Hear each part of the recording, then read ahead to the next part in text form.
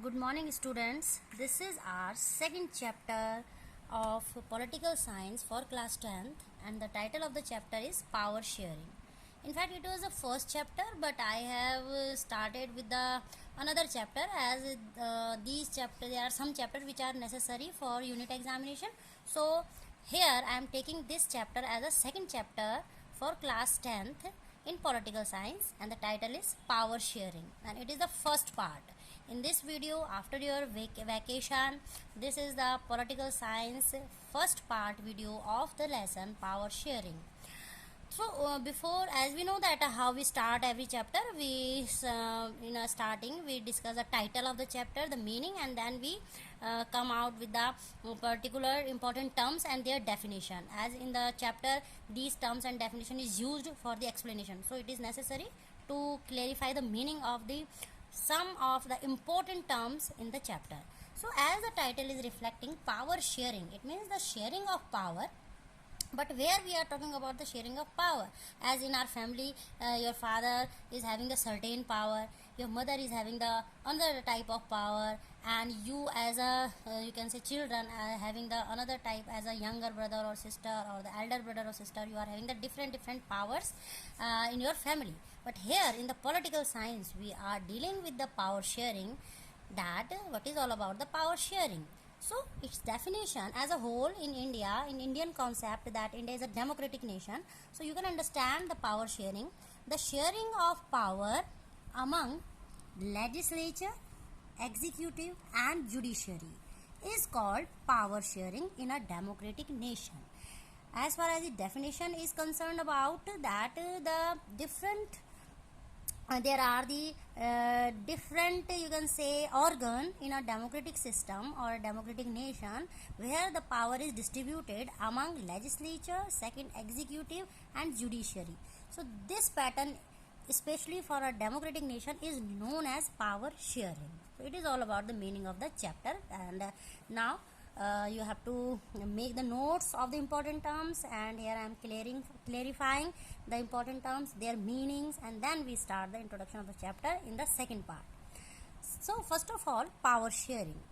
The power sharing in political science, the division of power between different stages of government, different organs or different communities in a country, in order to ensure smooth running of the government and to check that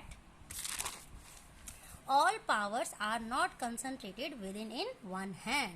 So the meaning of the power sharing here is that how the in a democratic nation, how the power is distributed among the different particular organs of the government, and these power are given to the different organ of the government, so that to ensure that there should be a smooth functioning of the government policies, laws and constitution, and also that the main principle behind the power sharing is that so that some particular group of people will not enjoy all types of freedom or the authority of the power. So that's why it has been divided with the different organ of the government. This sharing is known as power sharing, as it is a very soul of democratic nation. Now the second term which is important for this chapter, legislature, a kind of deliberative assembly with the power to pass, amends and repeal laws. So what is legislature? That it is a deliberative assembly. It is a group of people who deliberate the powers with the power to pass the laws, amends to improve the existing laws so that it can be worked more fairly, and other and repeal laws. And these legislature bodies also having the power to, you can say, cancel the laws which are not beneficial for the sake of people or the country. These powers is having by the legislature, you can say, a deliberative assembly. The laws created by a legislature are called legislation. So what is legislation? Why you students are in every chapter I am explaining these important terms, key terms and definition, as it can be asked in your unit examination, in your pre-board, in your main board. and your half yearly as a form of fill up, as a form of true false, as a form of very short question, as a form of one word substitution. So remember that before preparing any examination, you have to learn these key terms, important definition, important dates, as these can be asked as a multiple choice objective question in the various form. So this is also very important to make notes and to understand these meaning, because anyhow they can be asked.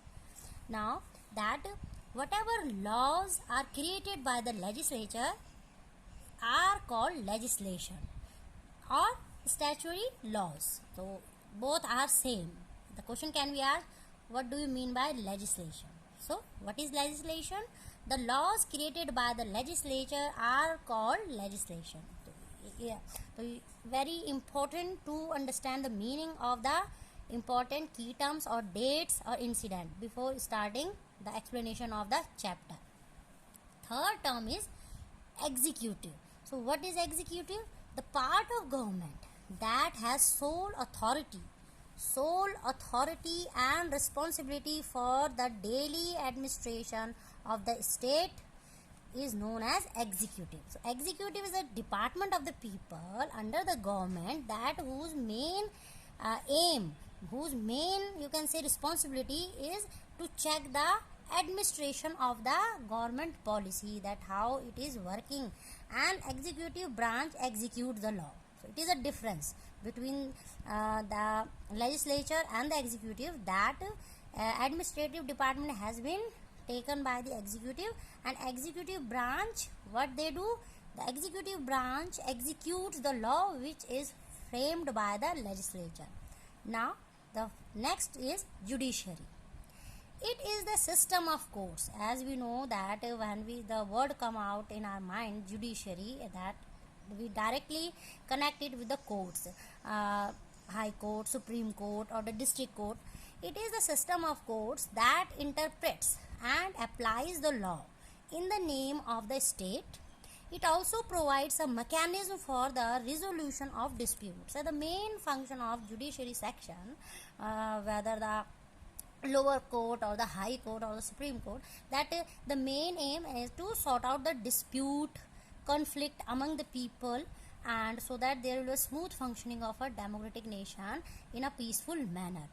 Next is ethnic. As there are so many definition and terms which are you already explained, and they are in history portion also, and in geography also, and in civics also. So this definition is continuingly I am repeating in the history and then geography, and now I am explaining the same term in civics, political science also. The ethnic is a social division based on similarity of physical type or the culture or both.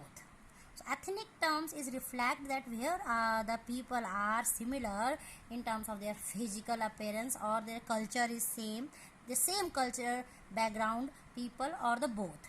They may not be of the same religion, and maybe these people who are physically look like and whose cultural background is same, maybe they are not belong to the one same religion or nationality, but still they belong to one ethnic group. 7 important term for this chapter, power sharing. Minority community. A group of people whose number in the total population of a country is less than one half is known as minority community. As in a nation, the group of people or the community whose population is less than one half of the total population, these population is known as a minority community in a nation. Next important term is Sri Lankan Tamils. In this chapter, through the case study of Sri Lanka and Belgium, we will discuss about what is all about the power sharing and the importance of power sharing for the Sri Lanka and for the Belgium. So here, that's why this word is used here as a important terms. Sri Lankan Tamils. Tamil natives of Sri Lanka. Tamil natives of Sri Lanka are called Sri Lankan Tamils. It means the main whose ancestors were lived in the Sri Lanka. These successors were known as Sri Lankan Tamils. They constitute 13% of the population and are concentrated in the northern and eastern part of Sri Lanka. In Sri Lanka, the Sri Lankan Tamils, you can say, constitute 13% of the all population, and they concentrated in the northern and the eastern part of the Sri Lankan area. Now, this next term is Indian Tamils. So, Indian Tamil, as the name is reflecting, the Tamilians whose forefather came from India as a plantation worker during colonial rule and settled in Sri Lanka are called Indian Tamils. It means the Tamils whose forefather has come in Sri Lanka as a plantation worker and they settled there forever. These Tamils are known as the Indian Tamils, and Indian Tamils constitute 5% of the population of Sri Lanka. So you can see the ratio that 13% Sri Lankan Tamils and the 5% Indian Tamils. So both belong to the minority community in Sri Lanka. Next is majoritarianism. What is all about the majoritarianism? A belief that the majority community should be able to rule over a country. Majoritarianism is a belief of the people who are major in number in a nation, and the community belief who are more than the other community in a nation, that as they are greater in number, so they should be able to rule over a nation in whatever way it wants. That whatever they will want, they will rule the country as they are more in number. So this belief of majority community is known as majoritarianism. By disregarding the wishes and needs of the minority, and the problem arises that when these majority section of the society not only thinks that they will rule the country, but they also not feel the same opportunity, not ready to give the same respect and equal opportunity to the people who are minor in the number in the same country. Then the conflict arises, and then the need of that it should be sought out as far as the democratic nation is concerned. Next is Constitution. As you know, being the student of 10th class, you know that what is the importance of Constitution, especially for a democratic nation. But if it will ask that what do you mean by Constitution, then the definition should be clear to you, that a set of rules. What is Constitution? A set of rules and basic principles which governs a nation is called Constitution. So what is Constitution? The Constitution is a set of rules and the basic principle on which a nation government works, and the citizen you can say that they have to follow their rules as far as a citizen of a nation. So it is all about the Constitution. It is an Indian Constitution is a written constitution. So a set of written constitution which is having the rules and the principle how a nation and the country people should be governed. Next, the Civil War. As you have studied the First World War, Second World War, but the new term, the Civil. What is the Civil War is all about? A war-like conflict. It is a war-like conflict, but not a pure war. A war-like conflict between different groups of people residing in the same country. So, in a nation where the people of the community, different community are having the conflict, and the conflict is so solid that it becomes just like that war. It is a conflict like a war. So, this term is known as a civil war, and definitely it is happened in a same nation. This term is known as civil war. Next is community government. You might be knowing the different type of government, and now the new term for the 10th class is that community government. Now, what is community government? A type of government which is elected by the people belonging to one language community. It is a government which is created for the community people who belong to one particular language. This type of government is known as community government. Next is civic strife. Next important term, 14 number. What is civic strife? conflict and fighting between groups of the same country. So that you can take any example of a nation where there is a conflict, and not only conflict but the fighting also between the different section of the people is known as a civic strife. Next, very important, prudential reasons. The reason which are based on prudence. Prudence means judiciousness. The reason which are based on judiciousness or on careful calculation of gains and losses are called prudential reasons. The reason which are based on the judicious or the careful calculation of gains and loss are called prudential reason. Next, horizontal distribution of power. Power sharing, you come to know. Now we are talking about what is horizontal distribution of power. So you can see that horizontal, you know what is horizontal. We draw a straight line, it is horizontal. When the power shared among the different organs of the government, like legislature, then executive, then judiciary. Just as legislative, executive and the judiciary is known as a horizontal distribution of power. This is power sharing, but the power distribution in a horizontal manner, and it has happened in the case when we divide the power among the legislative, executive and judiciary, is known as a horizontal distribution of power. It can be asked that state true and false, that legislative, executive and judiciary power, the distribution of power among the legislative, executive and judiciary is known as horizontal power sharing. So it is true or false? You have to state true.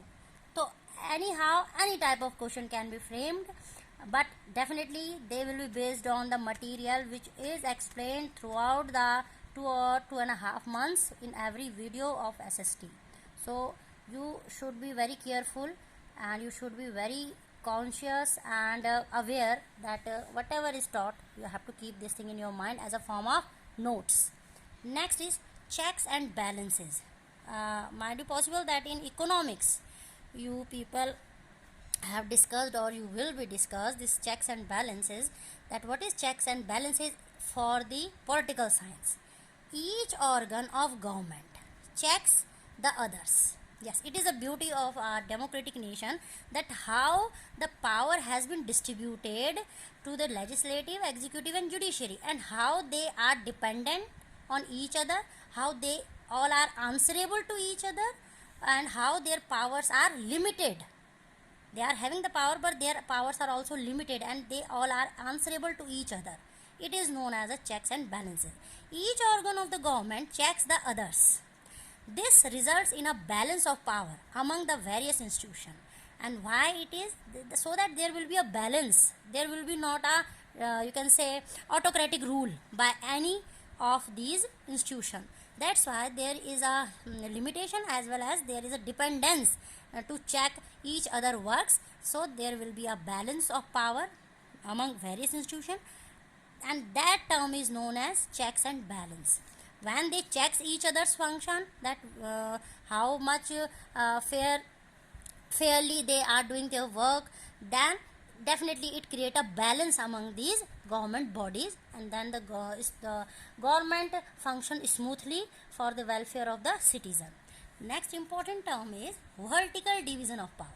Earlier I have discussed horizontal distribution of power, and now vertical division of power. As you can see the diagram, vertical top to bottom. This structure reflect in your mind that this is vertical power distribution and it is straight line, this is horizontal. So vertical division of power, distribution of power between higher and lower levels, top, higher level and lower level of government is called vertical division of power. Example, in central and state government, that in central level it is a top level, the powers are given, certain powers is given to the central government, and then the state government are having the certain powers and they are limited to their powers also. So top to bottom, such type of, when the power is given to the central and the state government, this term is known as a vertical division of power. Now next important term is federal government and legitimate government. That what is the difference between the federal government. We have discussed the community government also, and now we are discussing that what is federal government and what is legitimate government. So the first definition of federal government, it is based on division of power between central government and the state government. So in India we follow that the federal government of system somehow, because we have central government and the in every state we are having the state government also, and both are having the different powers, both are limited also, and both are somehow they both are answerable to each other.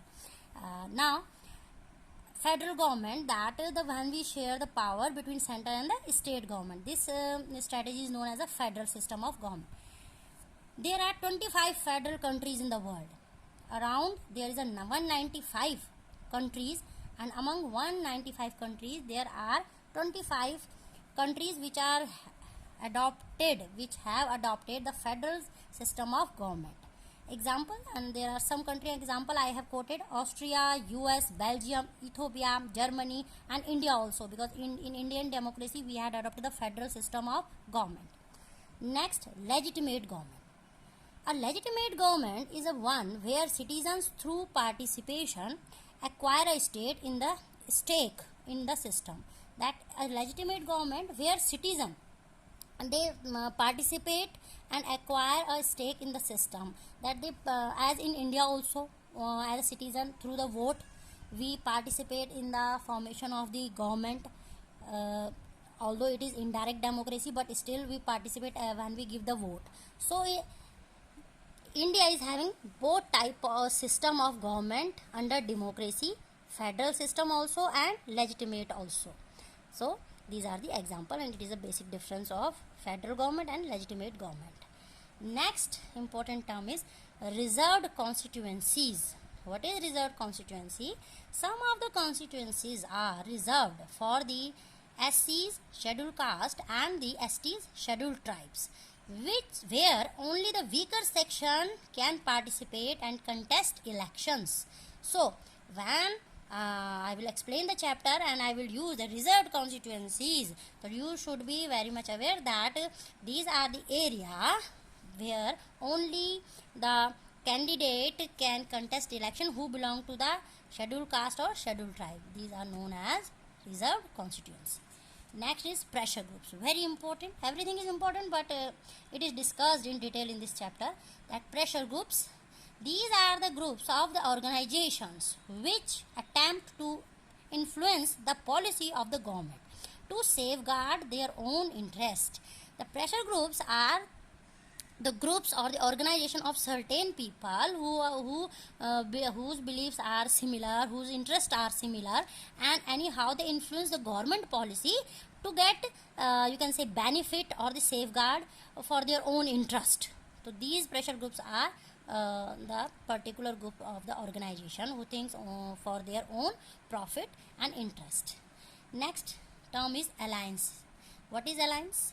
A group of countries. Alliance is a group of countries or political parties united together formally to achieve similar objective. Alliance is a group of the countries or the political parties, and they united together as formally they united each other so that they can achieve their similar objective. Alliance is a group of the country which having the aim or the objective to get from the government as their demands and the objective are same. So these groups are known as alliance. It's a group of the country. Okay. Then next important term is coalition government. Another is coalition government. What is coalition government?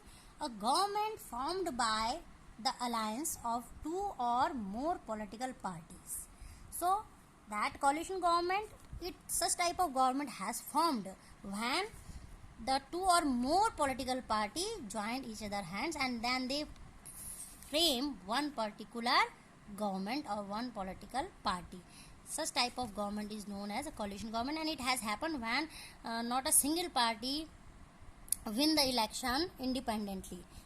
In such type of condition, the coalition government has formed.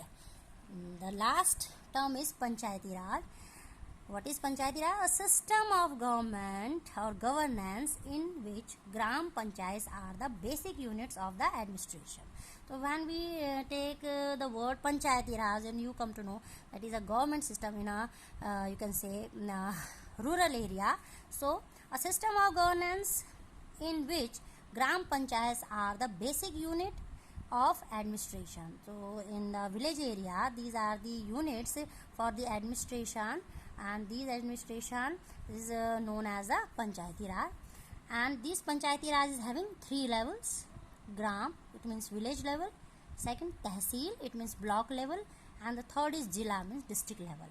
So it is all about the important terms that before introduce the chapter, the power sharing in your political science for class 10th student, it is necessary to learn, to understand these terms, and to understand that what is all about the meaning, so that the chapter explanation will be easier and will be understood by you so accurately. So in this part 1 we have discussed power sharing, what is all about it, and then the important terms, then legislature, executive, judiciary, ethnic, minority community, then Sri Lankan Tamils, Indian Tamils, majoritarianism, constitution, civil war, community government, civic strife, prudential reason, horizontal distribution of power, important, very important, and checks and balances. What do you understand by checks and balances? And the answer should be ready in one word or the one line. Vertical division of power, that distribution of power between higher and lower levels is known as a vertical division of power. State, true or false? True. Federal, how the federal government is different from the legitimate government, then you can trace the answer. Reserved constituency, some constituencies are reserved for the STs and the general. State the statement true or false, and it will be false because it is not the general category, it is for the scheduled caste and scheduled tribes. So anything can be asked. Now pressure groups, we will discuss it in detail because it is having so detailed case study in political science in the power sharing. So who are the people who belong to the pressure group, how they function, how they are important as far as the democratic nation, everything will be discussed later videos. Then alliance, a group of the countries or political party united together formally to achieve similar objective is known as pressure groups. No, is known as alliances. So coalition government and the panchayat, it is all about the first part of the political science, power sharing. Make the notes, learn the things, and do the homework. Thank you. God bless you.